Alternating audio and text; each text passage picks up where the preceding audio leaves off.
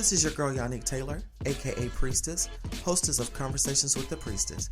Here's a preview of what you may hear on Conversations with the Priestess. We weren't meant for monogamy, let's be honest. Like, we have needs, let's be real. And communicating that, what you want, what you don't want, what sets up. Now, this drink is brown because I learned something. Since I'm older, I can't do brown liquor anymore. Also, I noticed since I started on hormone replacement therapy, HRT, in 2015, me and certain liquors don't match well.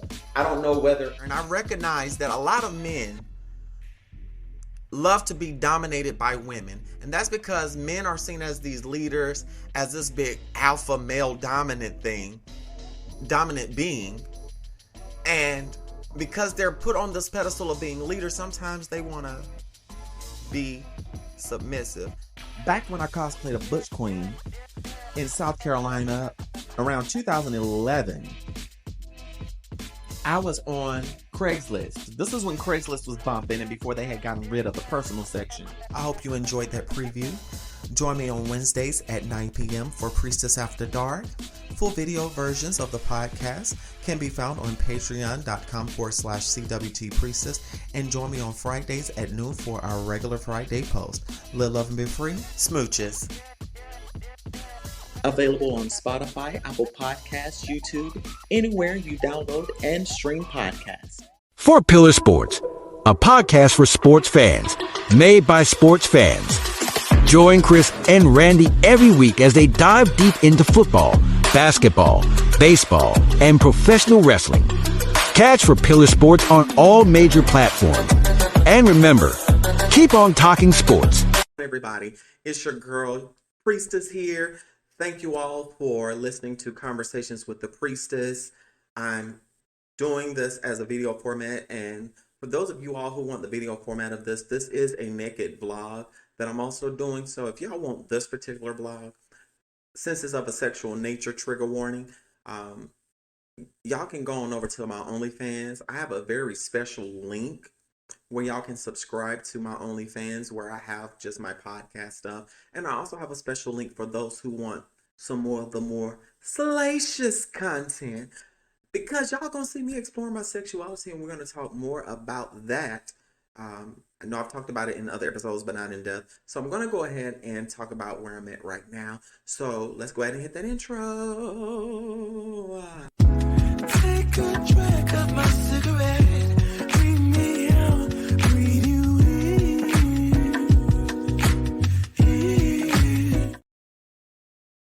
So, first and foremost, I love sex. I'm a sexual being. We as human beings, most of us are sexual as fuck, and there's nothing wrong with it.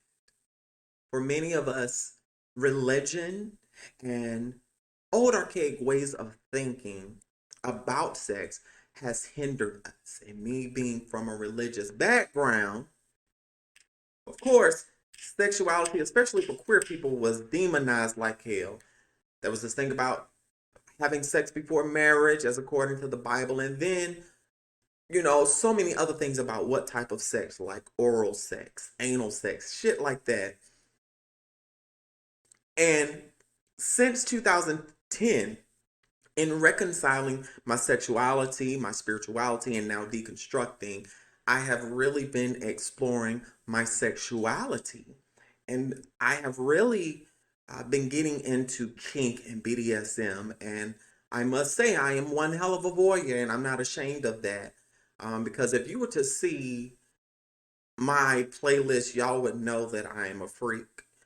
I have very hard nose when it comes to what I partake in, because I believe that sex should be enjoyable and not harmful to anybody. So, and when I say that, it's certain kinks I'm not into, i.e. race play, age play, none of that. It's just certain things I'm not into, and I'm not yoking anybody's yum. So, and where I'm standing in this, I am a part of the kink community. I'm still learning. I'm not as vanilla as I once was. Because early on in my 20s, I used to think that sex was just fucking real hard, going crazy up in the pussy or in the ass, or just doing all kind of crazy shit on the dick, and wanting all this unrealistic stuff that people have seen in porn. And there's nothing wrong with wanting to have porn star sex, but baby, before you have porn star sex, go and research that shit. I am a content creator. Some of these things that we do, we have to really mentally, emotionally, and sexually prepare for. And by me being an adult content creator, I don't shy away from showing my freakiness. And I said this in a previous episode, Are You a Baiter? Masturbation is healthy because it allows you to explore your likes and dislikes. And in me exploring, I've come to realize, and this is very personal, I don't care if y'all judge me, I'm just being open. I am one hell of a freak. Like, I'm in a relationship, ethically non-monogamous, so we're both freaks, we're both thoughts. But one thing about me, I have no shame in saying, you can slut me out. Slut me out. People think because you're quote unquote a slut that you just let any and everybody fuck you or do anything and everything to you without consent. No, baby. We give consent. And slutting someone out may be different, is different from every person. Okay? I'm not gonna tell you how I like to be slutting out. If y'all want to find out how I get slutted out, click on that link from Merlin Mystique's page, okay? And even as I'm exploring my sexuality, things that I had thought about and considered when I was younger, now that I've transitioned and I'm older, I'm deconstructing and reconnecting with myself sexually, found out it wasn't an issue. I used to be scared to even have more than two sexual partners at a time. And I have witnesses that know, baby, I have done some freak shit. I have been in some hot, sexy situations. I've been in some orgy situations. Yes, I've had multiple tops. No shame in that. And I was ashamed because in the community, in the queer community, we do a lot of bottom shaming. We do a lot of shaming people because they love to bottom. They enjoy being a bottom. Why are we shaming bottoms, baby? Because y'all are the same tops that brag about slutting out bottoms. Where the fuck can somebody tell me where the fuck we thought it was okay to slut shame who we fucking? That's dumb as fuck. I've never understood a top shaming a bottom because they like bottoming. They like being a freak. Some people like the anal training things. Some people like gaping and stuff. That's not everybody's thing. But my thing is, don't be the person to want to do that to someone and then turn around and shame them. Make that make sense. Mm-mm. And in exploring my sexuality, I have had to release the shame, particularly of being a trans woman who still kept her male parts, having that stigma attached to me to where I'm to be limited to just topping, or I should be limited to just bottoming in some cases, or I should just, you know, be down for whatever. No, baby. I can be just as vanilla and I can be just as colorful as I want. And one thing that annoys me is that most of the times I'm getting hit up on apps or getting hit up about doing scenes with non-content creators is basically fulfilling the fantasy of getting some trans BBC, and that's annoying as fuck. So also in exploring my sexuality, I've also am starting to limit the types of people that I deal with. I look more at your conversation. I look at more of me dealing with you before we even have sex, especially if I'm talking about doing some kink shit with you, because I want to know if I can trust you first. And one of the things, I'm not shaming anyone because I am a recovering addict when I say this, but for me, a hard no is if T is involved. You know, Miss Metha, okay? I can't deal with anyone that's involved in that because that's somewhere where I've been before.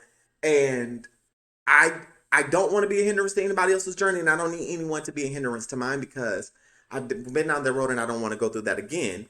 And because I have certain things that I don't want, it's causing me to navigate my sexuality in a different way and how I have sex. Even when it comes down to toys, I love toys. Like, my friends can tell you the numerous toys that I have. I love toys. And even the fantasies that I have, when I say fantasies, some of the things that I would like to do, and have talked to my partner about doing, I want to do that. I have some role plays that I want to do. And now that I'm in this place, I'm able, and I'm with someone that's wanting to try those different things, absolutely am enjoying where I'm at with my sexuality.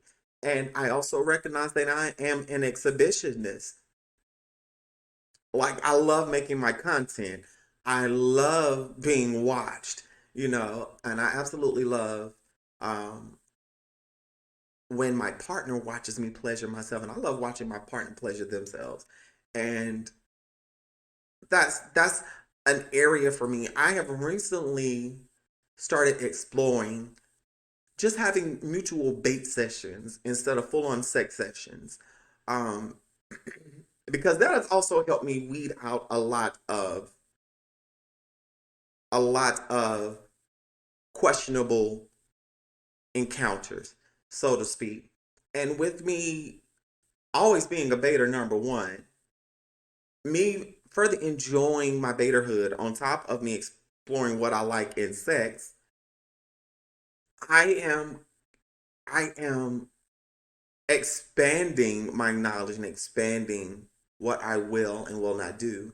But also, as I heal from trauma, I am now able to express some of my angst sexually in a healthy way.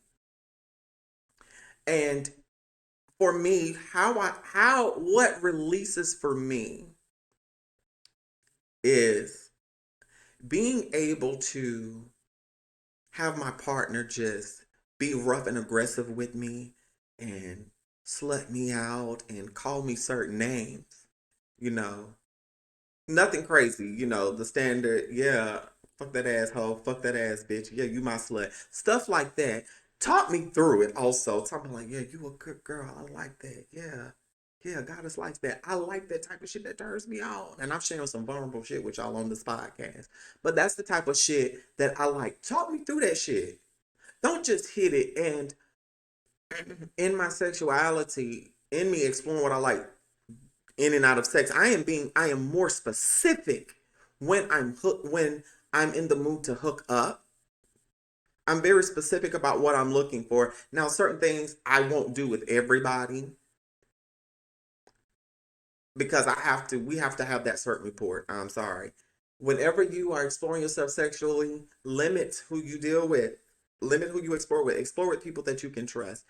And in this new place of me exploring myself sexually, there are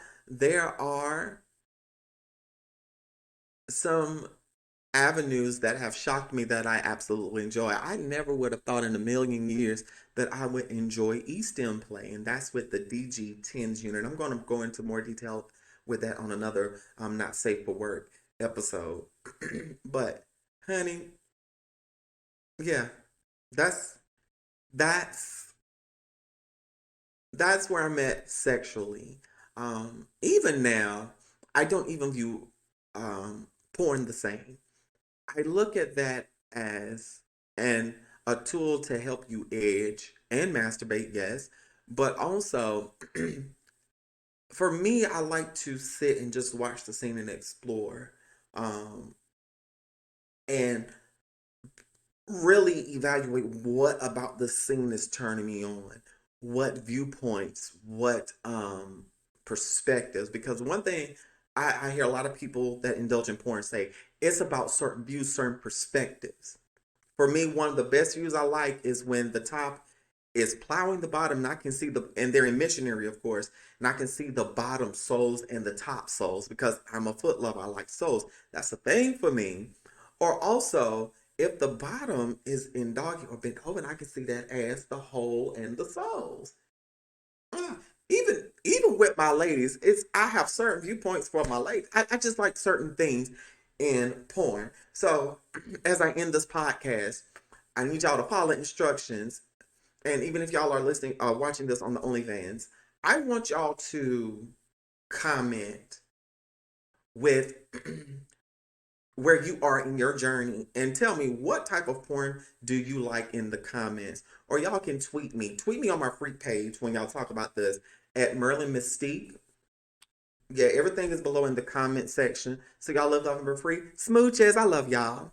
Take a drag of my cigarette.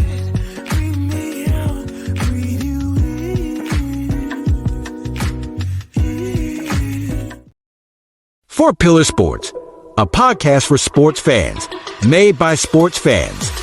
Join Chris and Randy every week as they dive deep into football, basketball, baseball, and professional wrestling.